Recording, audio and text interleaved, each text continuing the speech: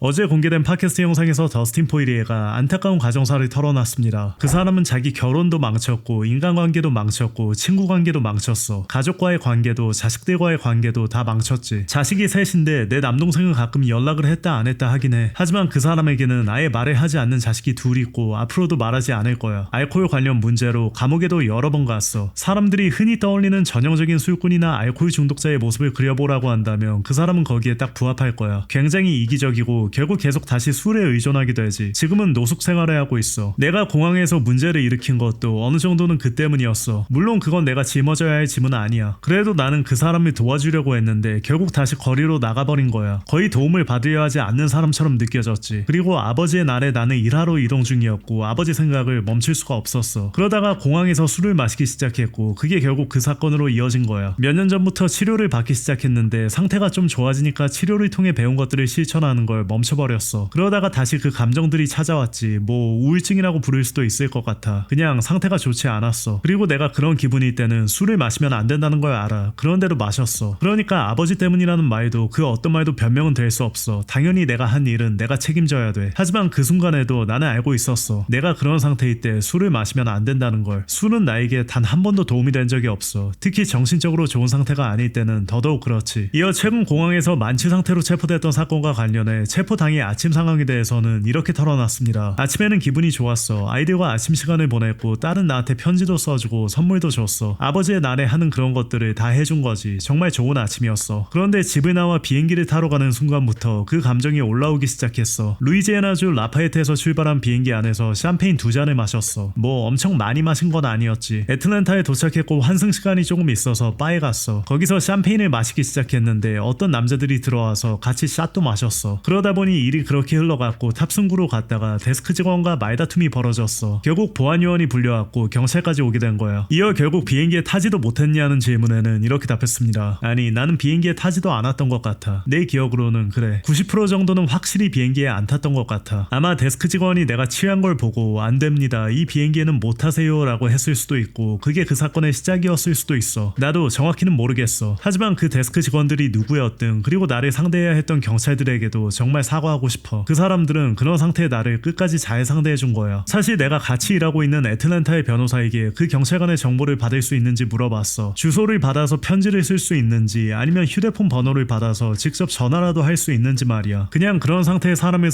상대하면서도 얼마나 훌륭하게 일을 처리했는지 얼마나 전문적으로 대응했는지 직접 말해주고 싶었어. 정말 대단한 사람이었어. 상황이 훨씬 더 나빠질 수도 있었거든. 또한 체포 당시 영상을 직접 봤느냐는 질문에는 이렇게 답했습니다. 아니 나는 안 봤어. 아내가 봤고 내 친구로 봤어. 그래서 지금은 어느 정도 조각조각 맞춰서 상황을 파악한 상태야. 나는 그 영상을 보고 싶지 않아. 아내가 그 영상을 틀어서 소리가 들렸을 때도 아내는 다른 방에 가서 봤어. 그리고 내가 일주일에 5일 같이 운동하는 친구가 있는데 그 친구와 아내가 말해준 걸 종합해보면 나는 거의 무슨 일이 있었는지 알고 있어. 왜 그 영상을 다시 보고 싶어 하지 않는지 묻는 질문에는 이렇게 답했습니다. 내가 그런 상태로 경찰관들에게 무례하게 굴고 공항 직원들에게 무례하게 굴고 나 자신과 내 가족에게까지 부끄러운 행동을 하는 모습을 보는 게 나한테 도움이 될 것 같지는 않아. 오히려 나를 더 힘들게 하고 계속 그 생각만 하게 만들 것 같아. 말했듯이 나는 대략 어떤 일이 있었는지는 이해하고 있고 무슨 일이 있었는지도 알아. 다시 볼 필요는 없어. 소셜미디어도 다 지웠어. 인스타그램에 심경을 전한 글을 올린 다음 휴대폰에서 모든 소셜미디어 앱을 삭제했어. 그래서 아버지의 날 이후로는 소셜미디어를 전혀 안 보고 있어. 사람들이 나를 놀리고 있을 거야. 나에 대해 얘기하고 있다는 것도 알아. 당연히 나는 오랫동안 주목을 받아온 프로 선수였으니까 이런 일이 어떻게 돌아가는지 알아. 그래서 그냥 전부 지워버렸어. 그래서 아내와 친구가 말해준 것 말고는 관련 클립이나 영상은 아무것도 보지 않았어. 또한 이번 사건 때문에 자신이 지금까지 쌓아온 모든 것을 잃을까봐 걱정된다는 신경도 밝혔습니다. 내가 지금까지 쌓아온 모든 걸 잃게 될까봐 걱정돼. 그럴 가능성도 있는 거잖아. 은퇴한 뒤 그러니까 선수 생활 이후를 위해 해온 모든 것들, 방송이나 분석 같은 일들, 더 나아지려고 집중해온 것들을 생각하면 내가 지금까지 노력해온 걸 전부 망쳐버린 건가 싶어. 아직은 잘 모르겠어. 그런 답을 내리기에는 아직 너무 이른 것 같아. 이어 이번 사건이 스폰서십에 어떤 영향을 미쳤는지에 대해서는 이렇게 말했습니다. 나한테 스폰서가 꽤 많은데 지금은 상황이 좀 불확실해. 아직 일이 벌어진 지 얼마 안 됐으니까. 큰 스폰서 하나는 이미 떠났다는 건 알고 있어. 몇 군데는 잃었을 거라고 생각해. 상황이 좀 정리되고 나면 누가 아직 나를 계속 지원해줄지 지켜봐야겠지. 그날의 일은 단순히 나만 창피한 일로 끝난 게 아니야. 내 가족에게도 창피한 일이었고 금전적으로도 큰 손해를 안겼어. 그 주에 하기로 되어 있던 이 세 가지도 전부 취소됐고 큰 스폰서 하나도 떠났지. 이어 자신이 겪고 있는 우울증에 대해서도 솔직하게 솔직하게 털어놨습니다. 난 커리어 내내 우울감이 찾아오는 시기들이 있었어. 그게 한번 찾아오면 정말 세게 와. 그리고 그날도 그랬어. 정말 세게 왔지. 공항으로 가는 길에 그냥 모든 게 자기만의 중력을 가진 것처럼 느껴졌어. 뭐가 됐든 나를 부정적인 쪽으로 끌어당기는 느낌이었지. 머릿속에 먹구름이 낀 것 같은데 그 밑에서 도저히 빠져나올 수 없는 느낌이야. 직접 겪어보지 않았다면 설명하기가 정말 어려워. 이런 일이 자주 일어나는 건 아니야. 그런데 한번 찾아오면 정말 안 좋아. 진짜 심각해. 언제 처음 그런 기분을 느꼈는지 기억하냐는 질문에는 이렇게 답했습니다. 최근 몇 년 사이에, 그러니까 지난 3, 4년 동안 그 감정을 더 뚜렷하게 느끼기 시작했어. 지금 겪고 있는 이런 감정이 어디서부터 시작됐는지 기억하냐는 질문에는 이렇게 답했습니다. 저스틴 게이츠와 두 번째로 싸웠을 때였어. 그 경기는 졌고 집으로 돌아왔는데 처음에는 모든 게 괜찮았어. 근데 어느 순간부터 감정이 정말 많이 밀려오더라고. 어떤 날은 괜찮았어. 근데 어떤 날은 슬펐고 뭔가 이상한데, 뭔가 잘못됐는데 라는 생각이 들었어. 그래서 그때부터 치료를 받기 시작했지. 어떤 날은 아침에 일어나면 내가 옳은 결정을 했다고 느꼈어. 집에 있어야 한다고, 집안일도 하고 매일 아이들과 함께 있으면서 아침도 만들어줘야 한다고 생각했지. 근데 또 어떤 날은 아침에 일어나서 내가 대체 뭐 하고 있는 거지? 나는 아직도 쟤들을 다 이길 수 있어. 아직도 쟤들을 다 이길 수 있다고, 이런 생각이 들었지. 그런데 그런 생각이 완전히 사라지기는 하는 건지 모르겠어. 어쩌면 내가 60살이 돼서 어느 날 커피를 마시면서도 똑같은 말을 하고 있을지도 몰라. 나는 쟤들을 이길 수 있어. 그게 그냥 경쟁심 때문인지는 모르겠어. 평생 싸운 사람이라 그런 건지도 모르겠고. 그러다 다음날 아침에 일어나면 아, 그래도 다행이다. 이제 쟤들이랑 싸우지 않아도 되니까 라는 생각이 들어. 그런데 또 그 다음날에는 나는 할 수 있어. 나는 세계 챔피언이 될 수 있어 라는 생각이 들지.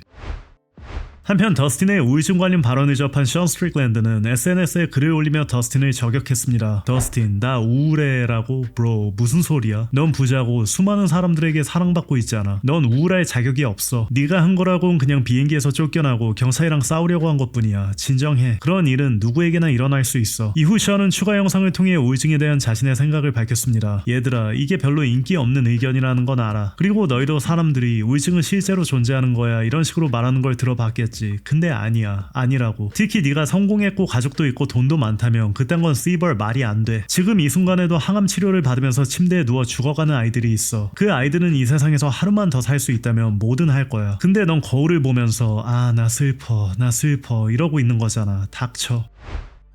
한편 더스틴 포이리에는 원어원과의 인터뷰에서 은퇴 의사를 번복하고 MMA에 복귀할 가능성이 분명히 있다고 밝혔습니다. 난 아직 UFC와 계약이 남아있어. 복귀할 가능성은 분명히 있지. 맞는 경기만 잡힌다면 난 무조건 돌아올 거야. 코너와의 경기가 성사된다면 아마 싸울 것 같아. 네이트 디아즈도 몇 년 동안 계속 박살내고 싶었어. 결국 우리는 싸우지 못했잖아. 그 경기라면 돌아올 거야. 내가 복귀할 만한 경기는 몇 개 있어. 그리고 나랑 게이츠는 1승 1패잖아. 그것도 마무리 지어야지.